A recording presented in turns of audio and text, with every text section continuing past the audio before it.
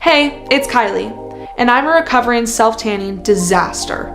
I'm talking streaks, spots, the full Oompa Loompa. Not cute. But I've come a long way from my days of self-tan debauchery. Here's what I've learned about how to get the perfect self-tan. First rule to great self-tanning is great exfoliation, like scrubbing the living daylights out of your skin. Use an exfoliating mitt in the shower, or give dry brushing a try. Just do something that's going to get your skin as smooth as possible, but nothing that's going to leave a residue on your skin. It also helps your tan fade evenly. Next, you're going to moisturize your most porous areas. I'm talking feet, ankles, knees, hands, wrists, and elbows. All those places that just seem to suck up tanner the most and streak easily. Moisturizing will help your coverage to be more even. The tanner is white. It doesn't have any dyes in it, so treat it like a body butter. But rub and rub until your heart's content. Work it in with circular motions.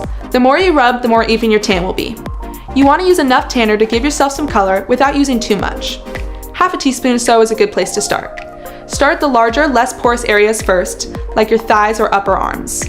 With what's left on the mitt, lightly pass over the more porous areas.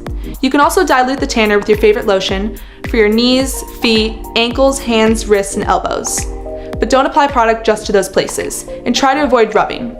Less is definitely more here. And now, we wait. It takes 5 to 8 hours for full results. Don't get wet until the full 8 hours have passed. If you want a darker color, reapply again after the 8 hours. A few tips. 1.